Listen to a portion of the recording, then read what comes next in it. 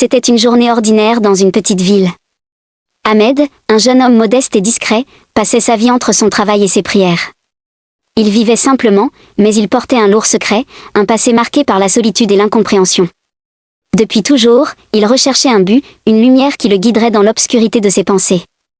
Un soir, alors qu'il errait sans but dans les rues, il aperçut un vieil homme assis sous un lampadaire, les yeux clos et le visage tourné vers le ciel. Intrigué, Ahmed s'approcha. Ce vieillard semblait perdu dans une prière silencieuse, mais quelque chose dans sa posture émanait une force intérieure rare. Ahmed s'assit à côté de lui, et l'homme ouvrit les yeux, le regardant d'un air bienveillant. Après un moment de silence, le vieil homme parla d'une voix douce, mais ferme. « Mon fils, qu'est-ce que tu cherches ?»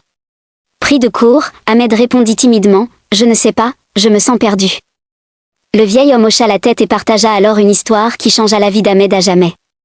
Il lui raconta son propre passé, un passé de misère et de désespoir, mais aussi de foi retrouvée. Il lui expliqua comment l'islam avait transformé son cœur et lui avait donné une nouvelle direction, une raison d'avancer. La foi n'est pas une simple croyance, c'est une lumière qui éclaire ton chemin, même dans les moments les plus sombres, lui dit-il. Ahmed écouta chaque mot, profondément touché. Jamais personne n'avait parlé à son âme de cette manière.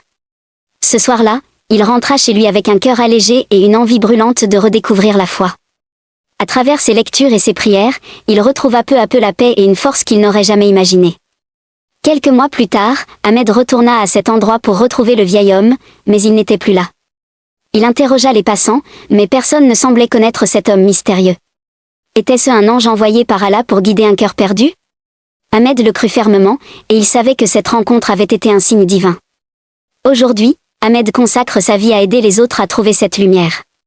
Il raconte souvent cette histoire, espérant toucher les âmes perdues comme la sienne l'avait été. Mes chers frères et sœurs, si cette histoire vous a touché, abonnez-vous et partagez-la avec vos proches. Peut-être, comme Ahmed, quelqu'un trouvera la lumière qui sait. Changera sa vie.